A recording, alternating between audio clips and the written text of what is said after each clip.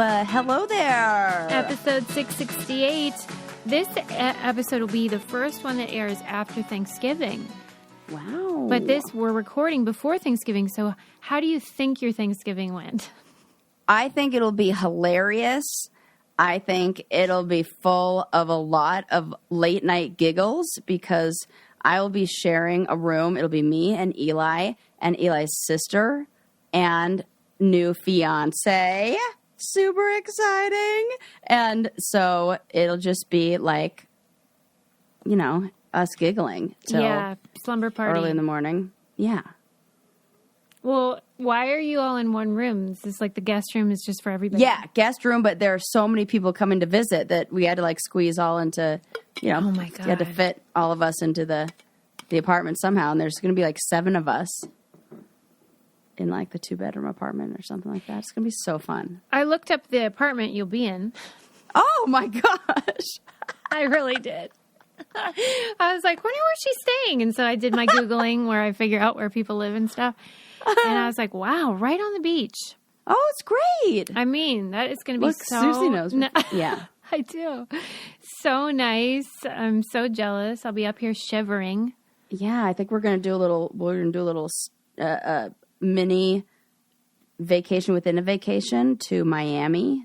That's nice. I've never been to Miami. Can you believe it? You would like Miami, Suze. I know. You would definitely like it. It's cool vibes. It's very... Is it like a party?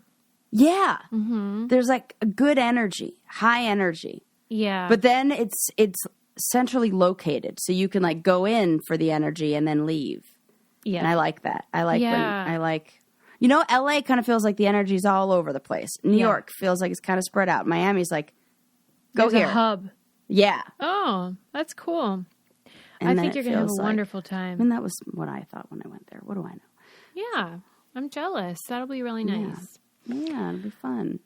And you won't be with your family, so you probably won't get any fights with anybody. Right. This seems great. Mm-hmm. Okay, no problem. Good.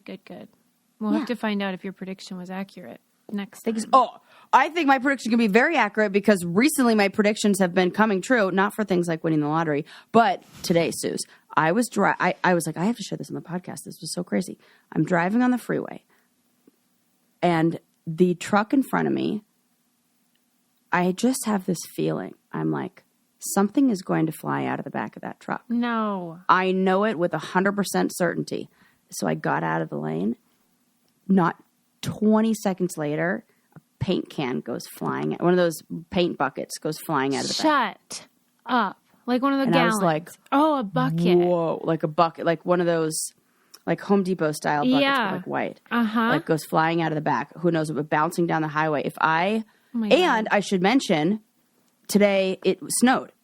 So we're talking snowy roads. Oh my gosh. Would have been hit by. I would have definitely slammed on the brakes. I do not have 4-wheel drive. I had Bo in the car with me. I had this feeling, this overwhelming feeling of something's going to definitely, with 100% certainty. I'm like, either I manifested that or. Did you see the bucket? Yes. Okay. So before? Yeah.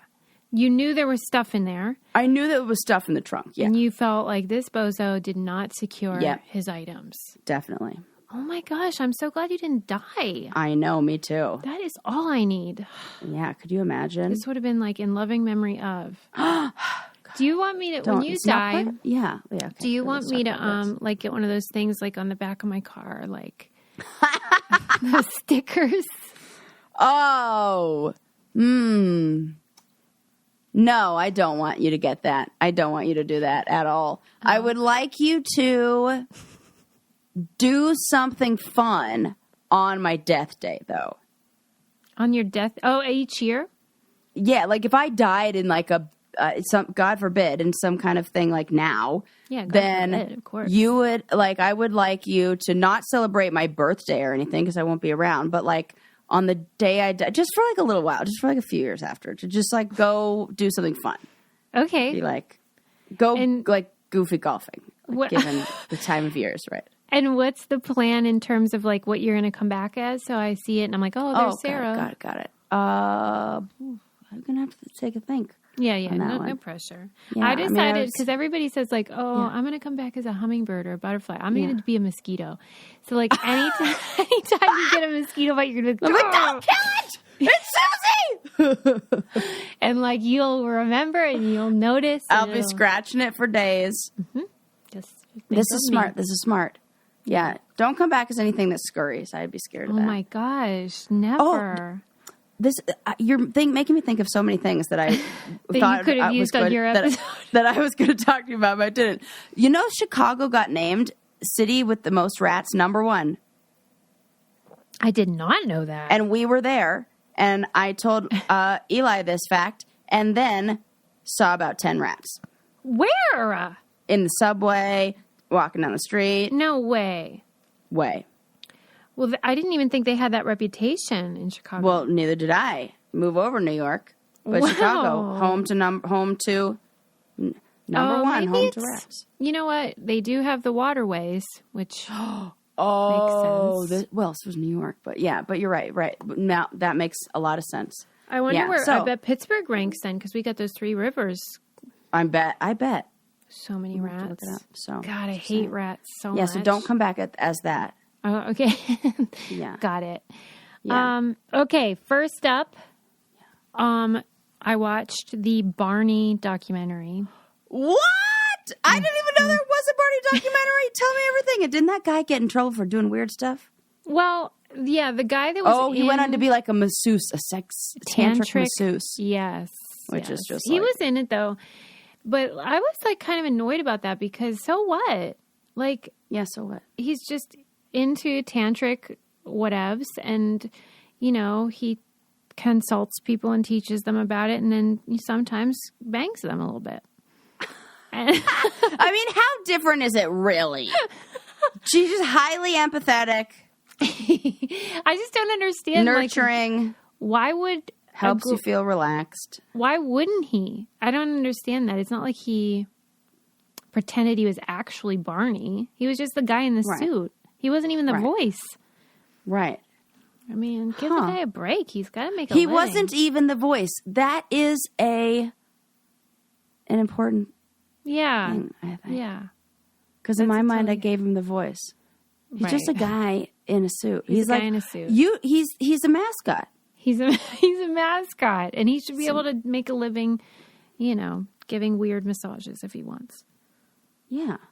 Because that felt like they were trying to make it scandalous when it's sort of like, okay, that's weird. I don't know why people would do that, but it's not hurting I think we anybody. just think any of those stories, like, who I want to say, the writer of Wishbone, I think used to remember that show that was on. Oh, He wrote for like Conan O'Brien and also wrote for Playboy and like wrote, yeah. It And was so like, people were like, dude, pick a lane. yeah. Yeah. When there's like an overlap between like people's pornography and the things their kids are watching on TV, I think we're like, what? But writing I is get it. writing is writing. I mean, I don't know. I get having that conversation, like, can you believe this? But to put it in a documentary and act like it's a scandal, I don't know about Right. that. It's not like he was doing it in his Barney suit. Then that'd be weird. He had to sign something at the time that said he wouldn't do both while he was Barney. He could not do this because he was doing this it is before. fine. Yeah. This is fine. Oh. Yeah. He was doing it. He just went back to his old gig. This is not a problem.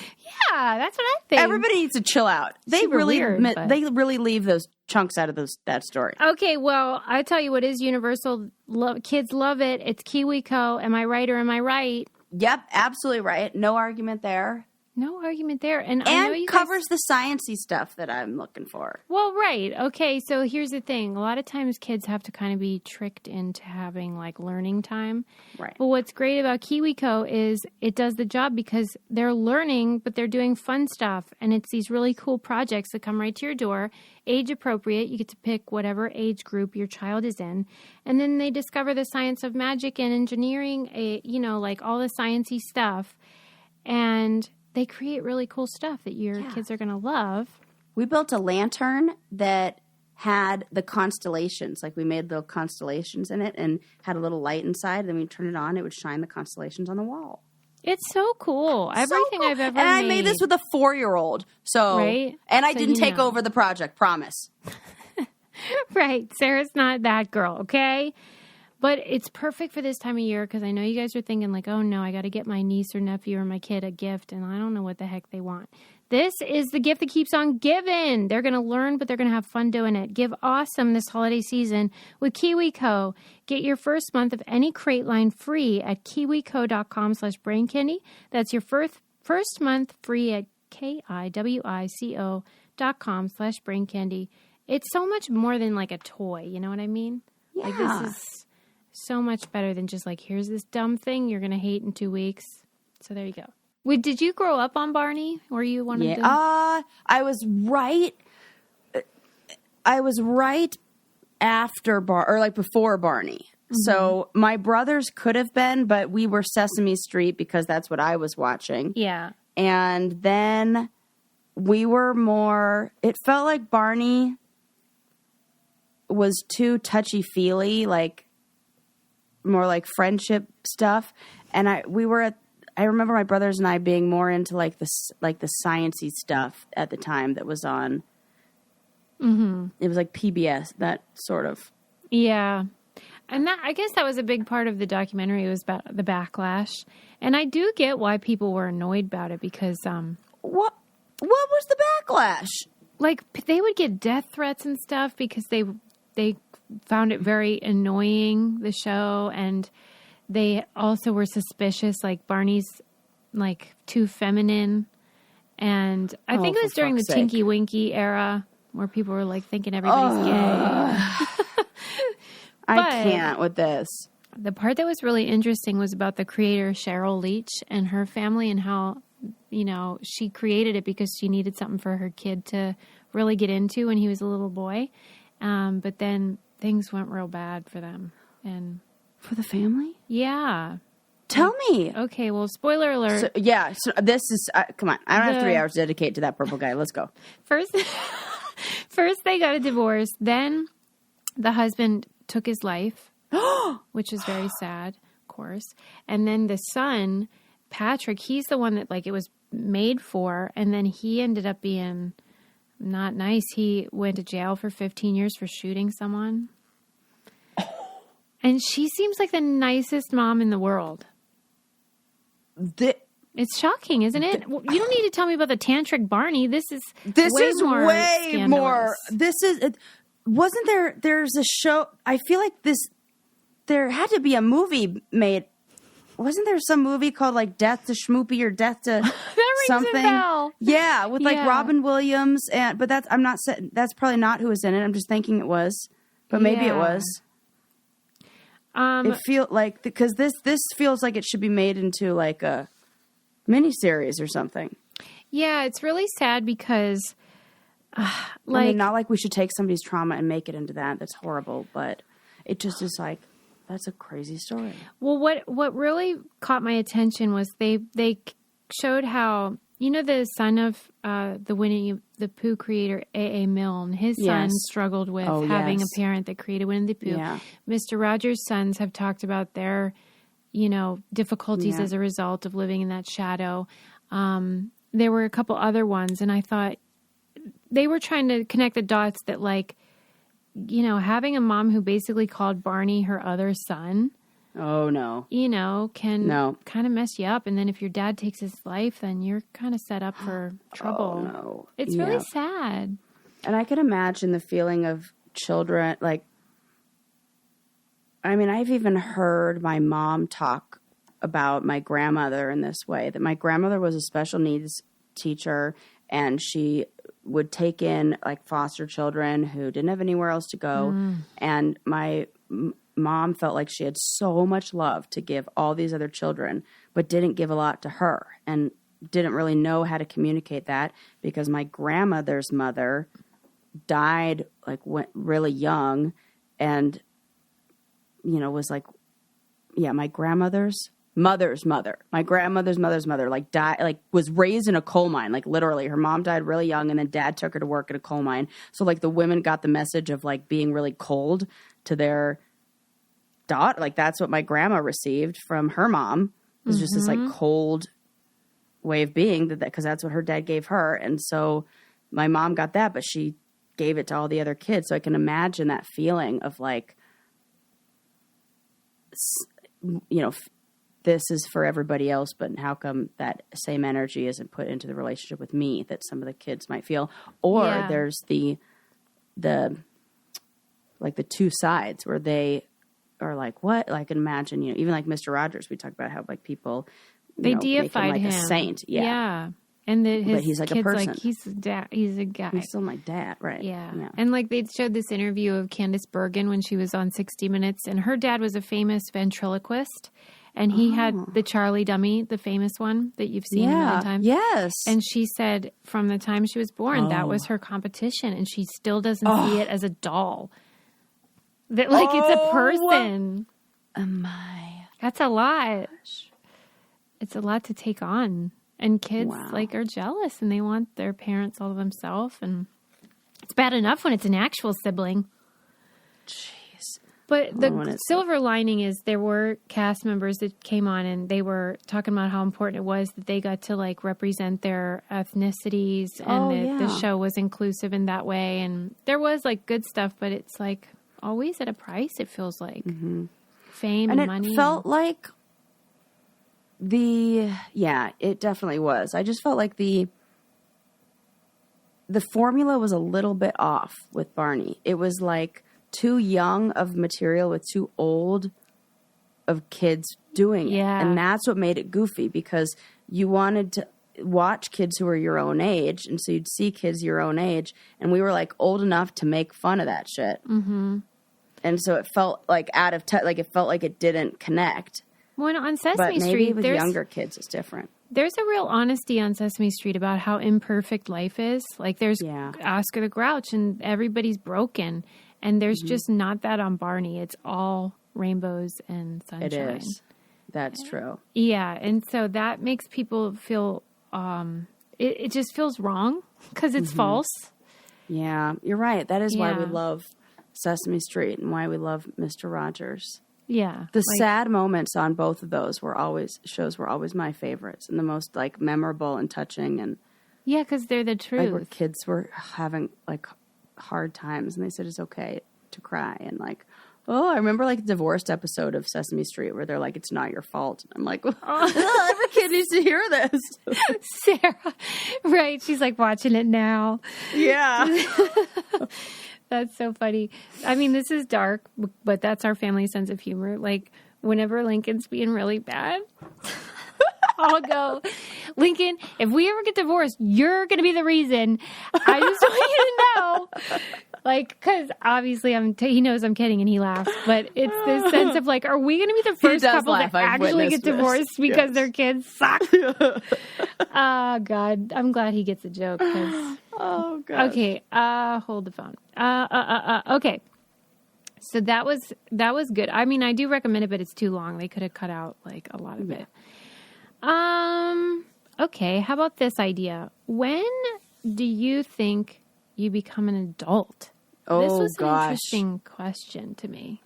It is weird how we assign like specific ages, 18 or... Because it's not that, and it's not 21. You're not an adult. You are, according to the law, but I almost feel like it's life experience that dictates your age more than your actual age, because, like, I know some, like, 19-year-olds who had a baby at 16 who are the most responsible and mature people you'll ever meet.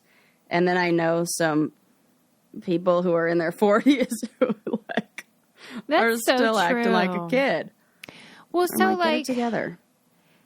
Yeah, because you know how we used to, like, my parents were married at like 20 when, and that's how it was back in the day. Do you think it was because life was harder then and so they were actually more mature? Or was it just maybe a little bit of that? Like, there's more... like grit, maybe. Yeah. And grit in a weird way kind of, I don't know. It doesn't age you, but it in the same way that like you get stronger over time. Like it fortifies and like reinforces your so like your tests and your wisdom is like galvanized by trauma. yes, yeah. I mean, it's kind of true. It is true, you know. And well, the science was like the scientists were trying to figure out like, is there an actual age? And they were mainly they said like it's sort of like just a journey, and there isn't like now you're an adult. But they were saying kind of like what you're saying, which we know that the brain continues developing until your mid to late 20s. But they were saying that like part of the reason why adulthood feels like it's coming later and later is because if you can't buy a house and and you can't, as a result, then maybe get married because you can't pay to support a family, et cetera, then your adulthood gets delayed because you're just doing the same things for all those years. I feel like that. Cycle. I feel like I'm not an adult yet because I like, and then I feel like I did this weird thing where like I like by accident got seated at the adult table for like for the appetizer course, and then they're like, "Well, no, you're at the kids' table." Excuse me. I was like, "Oh, I had it. I was there." When did you feel like you were an adult for a minute? When I had a house. Yeah. When I remember when I like opened or when I saw how much money I was paying like for an electrical bill, like a house with a pool, and when I had a country club membership, I was like, "Wow, I am grown up." She was an adult. Other and people a would argue douchebag. it's when I got my first hemorrhoid, but you know. Well, then I was an adult very young.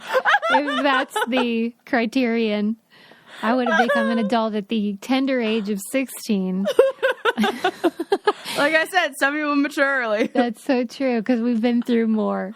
That's interesting. So then when you got divorced, you felt like you were backtracked. Totally. Felt like I just was starting over in the, like, now I'm a young adult again. Like, not even I'm just, going back to like a apartment that I feel like I was still like, like barely like trying to afford, in LA. Shit's crazy. I felt like I was an adult when I started using dad grass. That makes me feel like an adult. I mean, if you are over the age of 18, you can legally use this anywhere. Yes, because you don't have to be a dad to enjoy dad grass. And what do we need more this holiday season than to take the edge off of freaking everything? Amen. That's true. My God. And I know you guys have like family members that you're like, what am I going to buy this person? Mm-hmm. I'll tell you what you're going to buy them. Dad grass. Some dad grass. And mom grass. And then some of you guys are like, oh, but I like enjoy some CBD drops and gummies and stuff like that. Yeah, but you can't take a break from your family and go outside with just CBD drops and gummies. Sarah wants the smokers. Yeah. But you can get the tinctures and gummies. And guess what, Sarah? Please buy this. They have CBD dog bones. What?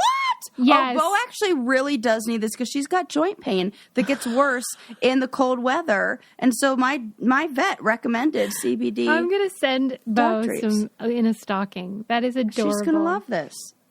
You guys have to try this stuff because they have everything. Like Sarah said, you can get the joints, you can get the gummies, you can get the tincture.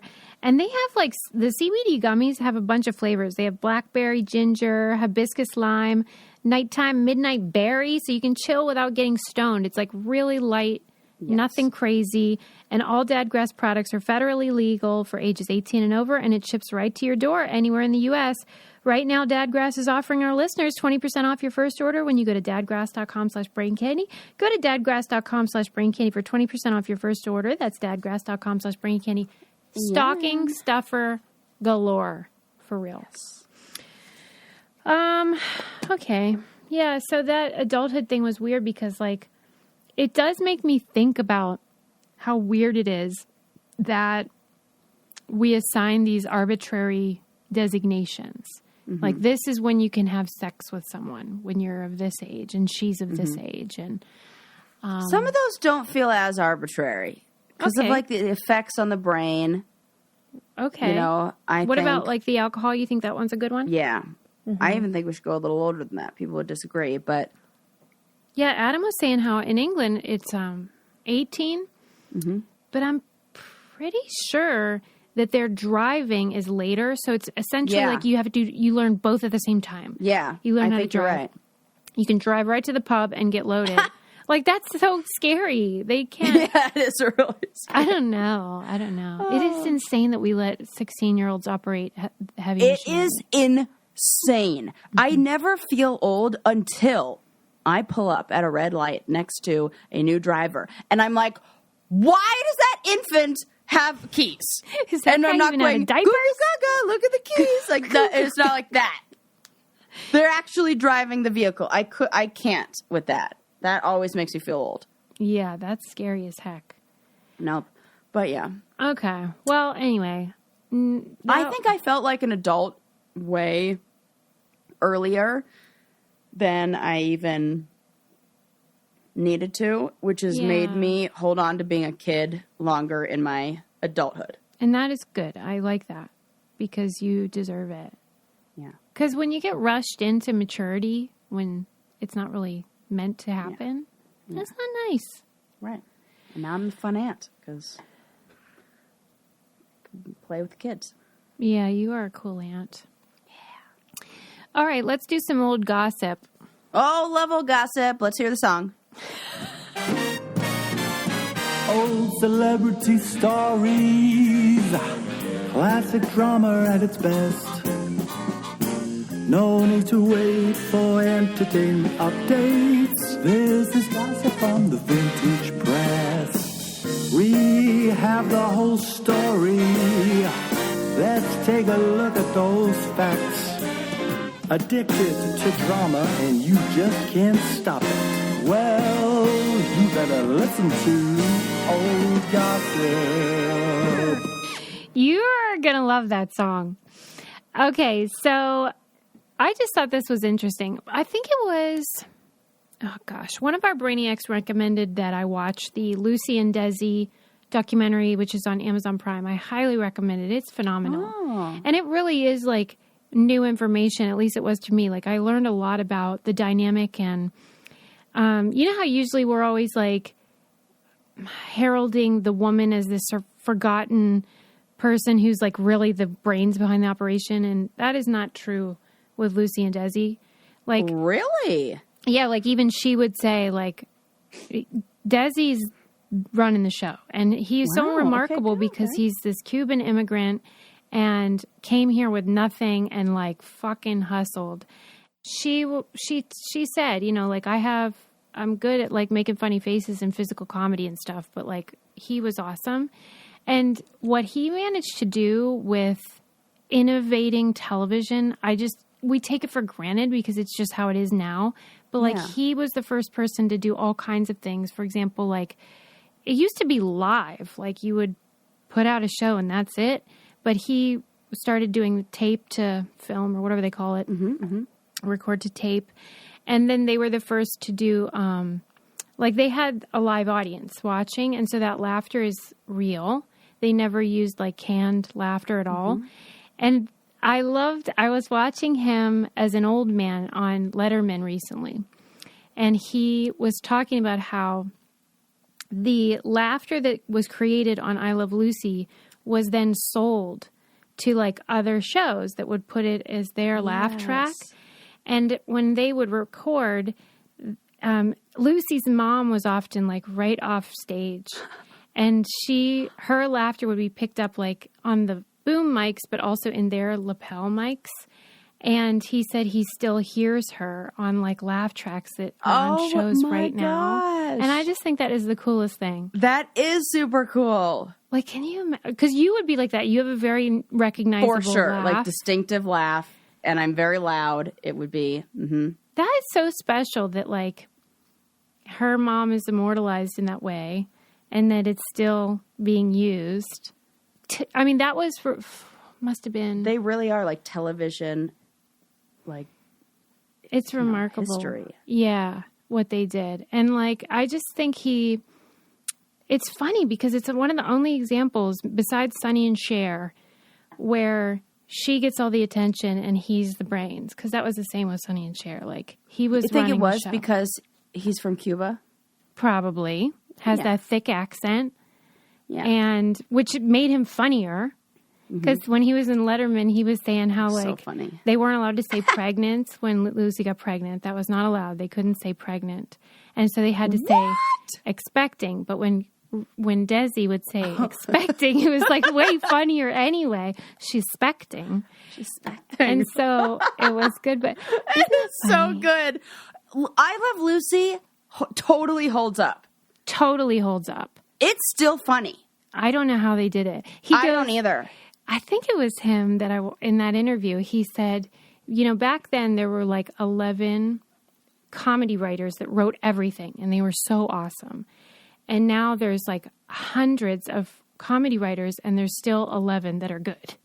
So like we have way more stuff. That's true. But you That's probably have true. the same amount of like really good stuff. Yeah. It's like all the people who write The Office and Parks and Rec and all that same like.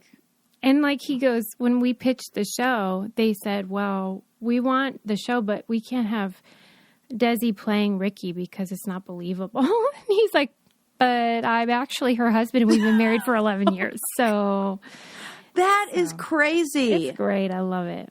My God. I mean, they're pretty spectacular, those two. Yeah. I wish they could have Haven't stayed married. Have you done Lucille Ball as a costume for Halloween? Yeah, we did that actually in our... Yes. Book I was club like, I one feel like time. I've seen you do this. What were you that You should year? do that Were you again. Desi? Didn't you have like Yeah. a guitar? Yeah. Yeah.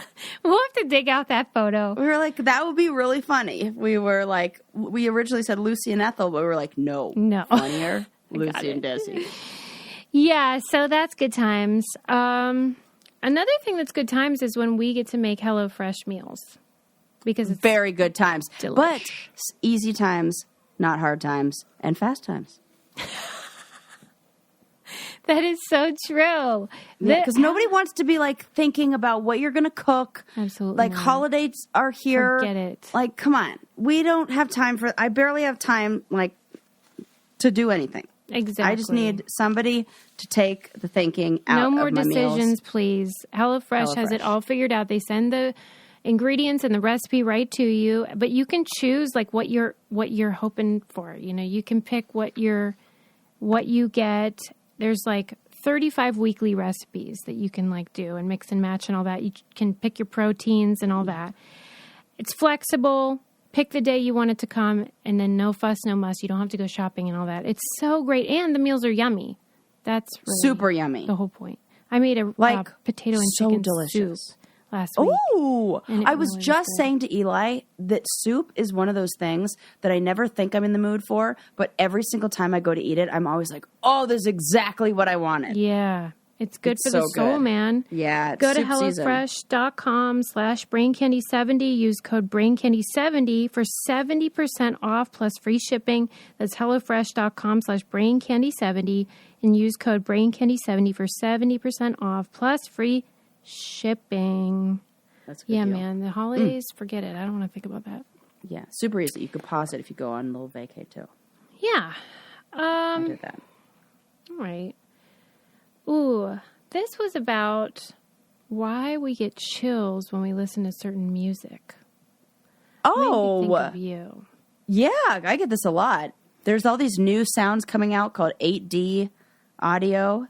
Have you listened? What is it? Yeah, and it gives me the chills like crazy. Wonder why. What is that? It's those, you have to like listen in different headphones, and it's kind of this trend that's on TikTok and Instagram where there'll be like a certain song and they'll say listen to this with either in headphones or turn the phone sideways and put it behind your neck. What? Has the same effect. Suze, it's crazy. What? And Yeah, it's I'll send meant you it. I'll to send you give you the willies. Like it's giving Yeah, like in a good way. It's meant to it's like calming, and like but ASMR. it gives you that It gives Do you think that it only same works kind of, for like- you guys? You like special It needs? says it works for people who are neurodivergent. I think I'm very neuro. Yeah, you don't diverge. I in do the neuro. not. Yeah, I do not. I Lucky don't you. understand you guys. But yeah, okay, well then you get that special bonus then because that sounds great. yeah. But like I felt the article attempted to give me the explanation, but it still felt incomplete because basically they were looking at it from the idea of things that give you that feeling of like pleasure and enjoyment or wonder or whatever, like usually have something to do with survival, like sex. Oh, okay. But music kind of doesn't. Yeah. And so they're just like, why do we have that same thing when it really doesn't help us live longer necessarily, like food or sex?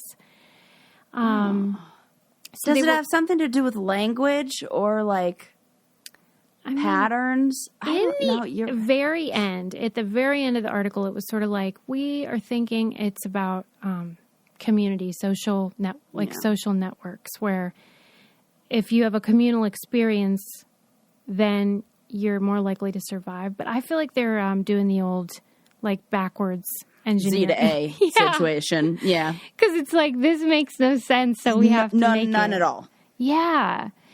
So it was like it was saying to people, give us a bunch of songs that give you the chills, and then we're going to play them and measure your brain and see what lights cool. up. Okay. Yeah. So what they found is that when you have the chills, let me find my thing. It's it's the reward center. I don't know where it is in my notes, but it's that. Okay. Yeah, it's like emotional processing is what lights up right at the beginning, where it's that anticipation of like, ooh, I think I love this song. Right. And then at that moment in the song where you get the chills, that's the release of dopamine. Oh, wow. Interesting that you can time it to... Yeah. Because the chills were lasting like 8 seconds on average. And so they were able to see what lit up and what happened. And I wonder, you know how like for a sneeze or a yawn or whatever, yawn, that's the contagious one. You have to see the whole face in order for it to be contagious. I wonder if people have to hear a certain amount of the song before that part where they get the chills, like that dopamine hit. Is it the pairing of the two, the anticipation or the lead up and that? Well, it does make sense because that is what happens with sex, right? Is that sort of like build up and then release. Right. And that's how they were describing it. But I think what you're... Oh. Go on. No, go ahead. And I was just thinking maybe why that neurodivergent kind of thinking, like, you know, Adam and I with ADHD, our brains are like anticipating what somebody's going to say before they say it.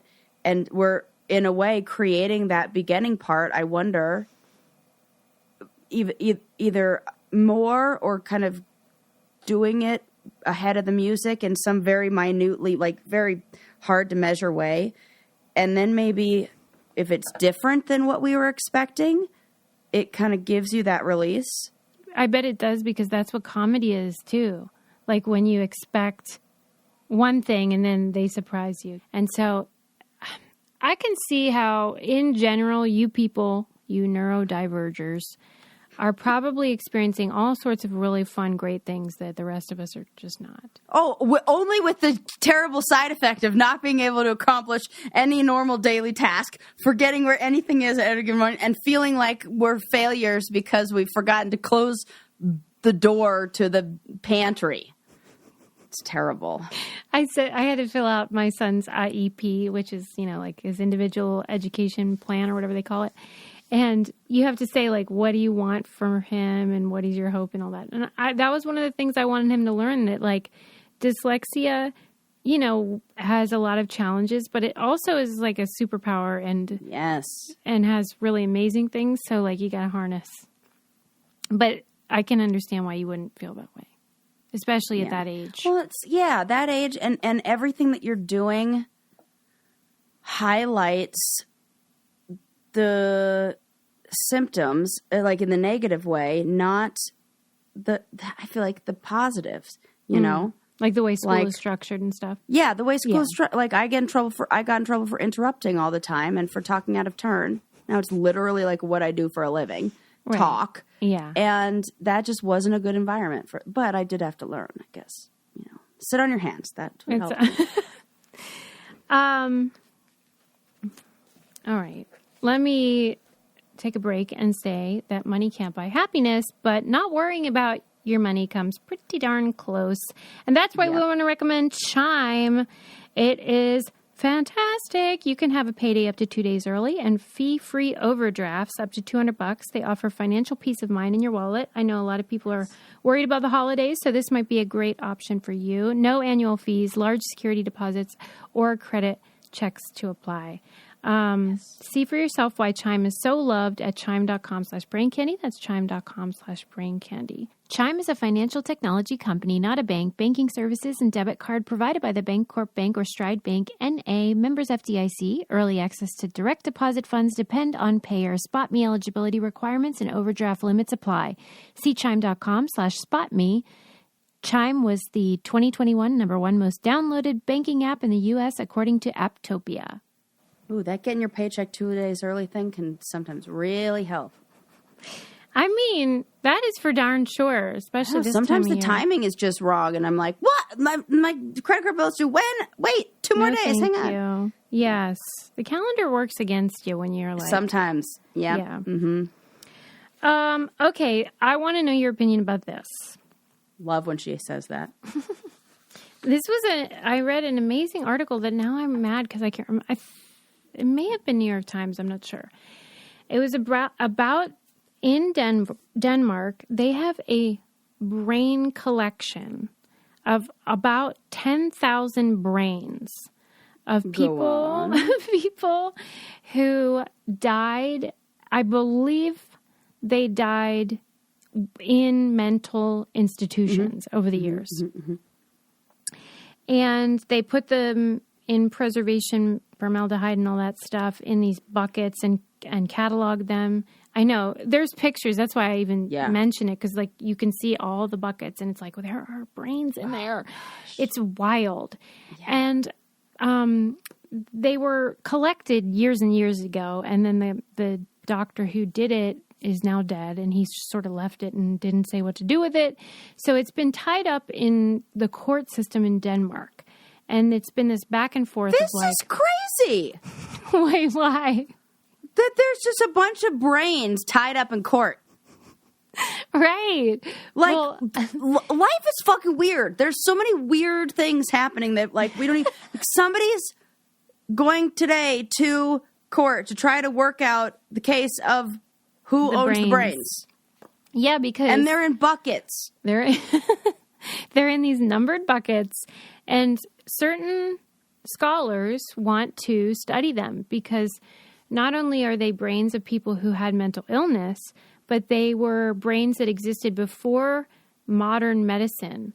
And so we can see how the diseases that they had affected their brains without the intrusion of whatever medicine could do to alter those findings. This is very important. It's very important. And so I'm like rooting for them to be able to study them. However, the brains were taken without consent after death, of course. Oh, Lord. Because that was back in the day. We didn't even do that shit. This is the part. It's like, I feel like so many people in the medical field 50 years ago would be serial killers today. Wow. Why? I mean, if you like not, maybe not. No, but I mean, what are you getting at? What are you getting at? That there was a lot of freedom to experiment on the human body. And like, oh, Jeffrey Dahmer put some bodies in some bins and now we got a problem. This doctor does it and it's science. Just as like, man, that's all. The only thing that's the difference is like how they collect them and how they store them. It's kind of weird. Okay, fair. That is a good point. And anybody who's like collecting brains for research is like, Sarah, I'm not a serial killer. I understand this. But then you hear that story about the lobotomy, ice pick lobotomy guy from back then. That guy sounded like serial killer. Yeah. Yeah, I'm sure there were a lot of bad All actors. those medical science guys. Yeah. The person who invented the C-section. Ugh, that story is awful. What's that about? I forget. That in order that so many women were experimented on with this. I don't know the full story of it and I have it in front of me, but I know that there's like a lot of black women were used. Oh man. It's very fucked up, the history of like gynecology and Well, yeah. what is it? No. Is that it? Obstetrician, so that would be obstetrics Yeah, or what's something. the way There's you some say word of that? Obstetrics. Looks something like that. I can't even pronounce it, so what do I know? Yeah, all right. Well, It's just a fucked up history. it's just hard, though, because the doctor's It's good. dead and It's all just these brain people are dead, obviously. And so why would we just get rid of them because of some sort of, I'm like, because some sort of morality or ethics. But I mean, I kind of feel like that because this could really help living people. Mm-hmm. So we have to, every time we make choices like this, it's about cost benefit. Right, and we have to look at the damage has already been done situation. Like, it's not like we are continuing to collect brains that It are happened. not, they're there. So rather than make it all for nothing. Yeah. So, but you feel like this ethical dilemma. You feel it more. I don't feel it as much, but I know that I'm weird. No, I think you do it. But you feel a little bit of consternation about it. You're like, oh, I don't know if that's... No, more like I just feel like, ooh, there's a story there with that head collecting doctor. So you don't feel any kind of weirdness about using the brains for science? No, it shouldn't have happened like this. Obviously, we all agree about that. Right.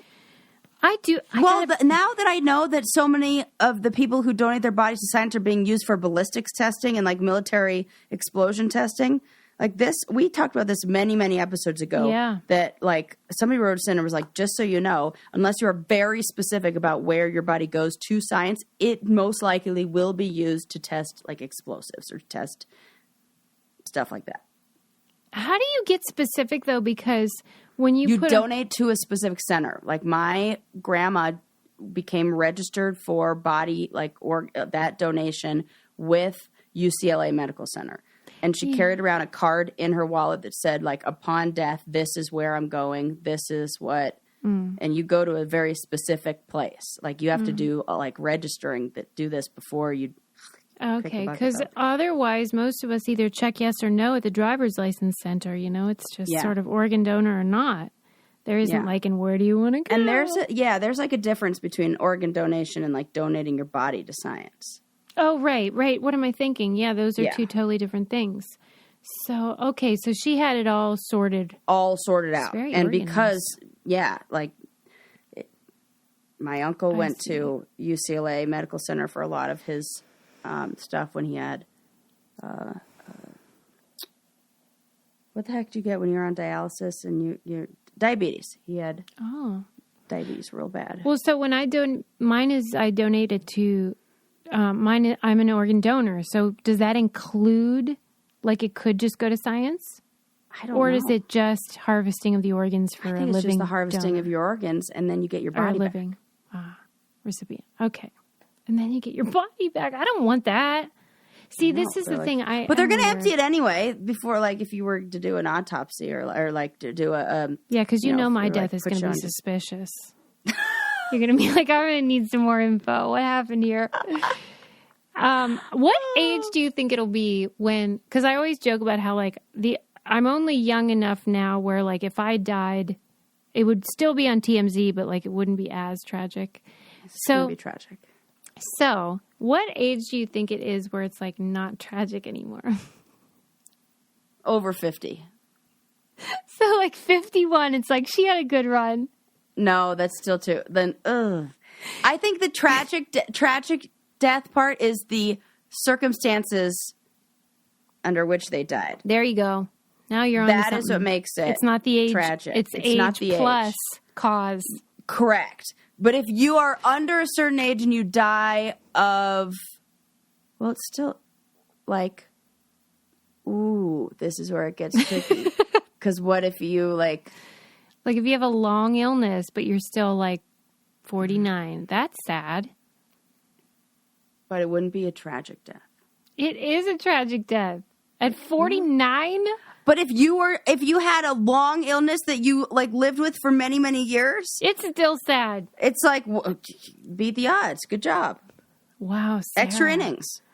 We're definitely doing the reverse of what people would predict right now. They would think I would be saying that, and that you would be like, well, because like if the prognosis was you only have 3 years left to live, and then you lived 40, I I'd be still like, think good it would on be you, not sad, tragic. but That would be awesome. That would just be a silver lining situation. Like, but she was supposed to die 40 years ago, so. Glass. Oh my God, you are classic. Way full. I love it. Glass way full. Okay, we'll move on. I know we're offending a lot of people. Can you imagine the reviews we're going to get? That reminds me. What? You What have have I got been to mad about? you have got to remind me to do a review each time because I always forget. Oh, we have gotten some good ones recently. Okay, you guys. These hookers are fantastic. I will. I will be more deliberate about that. Okay. You should have seen the look of frustration that Susie just displayed. I Why? was almost unlike anything. She was like, "Oh, like it looks like you really forgot something important." It was. Okay, I wait. will really try hard to not make you look like that again. Let me tell you some numbers about these brains. Maybe that'll sway. Oh, your okay. opinion. So there's about 10,000 brains. Oh my God, that's a lot of buckets. 5,500. So many. You wouldn't believe it. 5,500 brains had dementia. Think of what we 100% could learn. of them need to be studied. No, take them all. Take them all. This is ridiculous. Yep. Because we don't want that. They're already dead. What are you going to do? I also feel like the proper disposal of these brains is going to be more complicated than the actual storing of it and just holding on to them. Yeah. You know, this is like why I have so many batteries, because I don't know how the fuck to throw them away, but I got a million dead batteries like in a box. Mm-hmm. This is the same thing that has happened. That's nice of you that you don't just toss them. Well, because it says no trash on the side of the battery. She is There's not no a litter bug. Picture. I'm not. I can't. No, instructions say don't do that. So why would I do that? God. Okay, so 5,500 had dementia. 1,400 had schizophrenia. 400 had bipolar. And this was what shocked me the most. 300 had depression. That would be 100% now. How are there not 10,000 depressed people in this must be like very clinical, like very severe depression. If you like not our kind. Not where it's just we're a just touch. bummed because like a life, because we have to live in this modern world. You're like, no, Suze, that's like real depression. That's like, whoa. Okay, that's a very good point. So that it was more severe probably because they were living in these mental health facilities. I'm sure, really. I just cannot understand the big debate. I do not have the hang up or whatever about the like mistreatment of a corpse and stuff. Like, I mean, I get it. Don't be an asshole. But like, I'm not real fussy about it. Like, if you're going to murder me and rape me and do all this stuff, that's the least of my worries. Is like, what did you do with my dead your body afterwards? Yeah. I think it's a religious thing. That we, you're telling me. I know. I'm like, oh, Susie. No. It's not that I don't get it. I just find it odd. And I understand the origin of that. And, you know, the way that it can be like a contaminant and all of that stuff. But I'm all for the sky burial. Oh, yeah. What is that? Shoot you out in a cannon? Now, wouldn't that be hilarious? It's like where you put the body up high in the mountains and like the birds just come and eat it. It's like Tibetan sky burial. Yeah. And then your body is like taken up to the gods, like up to heaven with the birds. It's very nice. And there's no, and they're all like, you know, what are they called? Those kind of birds. I want to say carnivorous, but that's one thing. But they're like the predator ones, birds of prey. Birds of prey, but then the ones who eat dead things. Vultures. Yeah, vultures. But there's a name for those kind of birds. Really? Oh. Yeah. And it's not birds of prey. No, they're like there's a name for things that eat dead things. Huh. Yeah. I should Google that. Name for birds. I mean, Eastern cultures do have it sort of figured out. Dead animals. Yeah, right. Just scavengers. Oh, okay. which wasn't maybe the word I was looking for, but yeah, scavengers. That's the right word. That is it. Okay. Yeah. I mean, okay, so lot. you want a sky burial. I don't know if I'm going to be doing that for you. If you No, you don't. No, you don't need to. No, we've already That seems decided. like a lot of work. Yeah, just burn it, bury it, make a tree. Remember when my dad accidentally bought like 2 extra like burial plots? And then I'd be like, what? And he'd be like, it's a long story. And then, then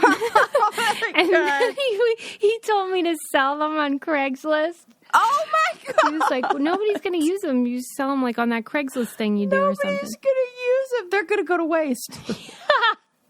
Right? I was like, I'm not going to do that. Like, I wouldn't even, how do you even price that? I don't. How do you? 2 for 1 special? Wonder, maybe I should just go ahead and. I feel like they actually would go for a pretty penny. I hear that these things are expensive. Really? Suze, we I'm have gonna 8 billion pay. people now on this earth, and we're running out of land. Well, I know we got to go and everything, but it's funny that you say that because I just read this article in the New York Times about how we all have a doppelganger now. What? It said you have a doppelganger and you share a lot of DNA with that person wherever they are. And it was basically because there's so many of us on Earth, like there's only so many ways to make a face, essentially. I've been holding on to this article that I keep like wanting, like, how do I talk about this? This seems like out of the blue and nowhere. And it's about how you have a doppelganger that has very similar DNA, and there's actual like benefit to finding people who have that similar DNA because it helps cure diseases and shit like that. No, how? Yeah. I don't know, but because I was like, how am I even going to talk about this on the podcast? But now maybe I'll look into that a little more and bring up that. Have info. you ever seen anyone like out in the wild that you felt like looked like you? Yeah, Reese Witherspoon. Every single time I walk down the grocery store aisle and see her in a magazine and think it's me out of the corner of my eye. Yeah, okay. I feel like I look like everyone because I have that. When I did 23andMe, I am so white and boring. Mm-hmm. They have it down to what neighborhood in London my family like came from, like where you have a lot of people like right here, this neighborhood. They're like this specific part of You're London. like the default human. Yeah, it's really boring. And then when they give you all your percentages, everything was 50%. You have a 50% chance of having freckles. You have a 50% chance of having this. You have a 50%. I'm like, you given me no information. Wow. Because it's so generic that it could be, it just needs to be mixed with anything to be like, I don't know, something. Oh my God. But there's no like big outliers on anything. It's boring as fuck. And do you think that Reese Witherspoon also is like just basic person? Yep. Basic person. I bet if you looked, it's like we're just White lady. It's like that face, white lady face. Ugh. How come she's never responded? Like when people tag you guys and. I wonder if people have ever said to her, you know who you really look like? Sarah from The Challenge. Definitely. Because I used to wonder that about her too, which is so funny because people used to tell me. You also look like her. Yeah, well, maybe before all the Botox and stuff. You know what I mean? Like back my natural state. Because when she was like 13, that's when it started for me. That's right. Because she was in Man in the Moon or whatever, that movie. Yep. That's when it started for me when I was in like 6th grade. So here's what I want. I want you to send me whatever picture you have where you look the most like Reese. Yeah. And I'm going to send it to her agent. And I'm going to say, okay, we want to talk about this. we need to talk about this. It's very important. Reese. Do you have a picture in mind where you're like, wow, that really looks Reese-y? I think so. And then what we'll do is we'll coordinate with all of our listeners. Like on this day, Yeah, we're going to everybody's into tag the it. And shit out of she's it. definitely going to listen. Because we could put that picture on like Brain Candy's Instagram and then have everybody start. When I went backpacking, right around the time the movie Wild came out, a little bit after that, I have hiking boots with red laces like she did like she had in the movie. Yeah. I had people come up to me while I was hiking with my backpack and ask me if I was her. Wow. I mean, it is remarkable. And I said, You no, do. I am not her. Is that what you said? Yeah. You didn't lie through your teeth? Suze, it's me. What if you, here's the thing I always wondered, like if you said, yes, I am, would they do the thing where they go, no? Because why did you ask then? Right. I could never. Right? And I think I was wearing I remember it was in Yosemite and I was wearing a Patagonia, like a shell, like a rain jacket. So my tattoos were covered up and I had the hoodie on, my hood, like the hood up. And I was, just wearing those shoes, looking like the cover of that book. What part of your face do you think is the most similar? Your teeth? Your mouth? I don't know. I'll have to look. What people say your eyes, yes, or your chin? Yeah, like I always thought you and I had the opposite of what. Yeah, my chin is. And so I think I have her from like the middle of my nose up. Yeah, must be. And you get like middle of the nose down.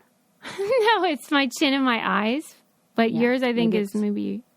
But it's weird because you and I don't look alike. I know. Sometimes, but I don't get it anymore. Well, because I don't. Things happen. Okay. Yeah, I wish I didn't get it anymore. Give me some of that Botox. Maybe when I'm on TMZ and I have an early death, you guys will be singing a different Susie, tune. Stop saying that. You're going to be like me with the manifesting the thing that fell out of the car. Let's not do that. You're going to live forever. We need that. It would be great for business if I died, though. You would Susie Meister. Whose business? Yours or mine? Whose business? Like Brain Candy, like our brand. No. Well, how can I go on? Yeah, this is not a one-woman show. It's going to be me talking to no one. I'm going to have to get the ventriloquists in here. All right, we got to go. I'm not even going to do a wind down because you know what? It's late. Let's talk about everything. I don't give a shit. I'm going to die any day. Donate your brain to science, but make sure you do it to the right person. Love you guys. Bye.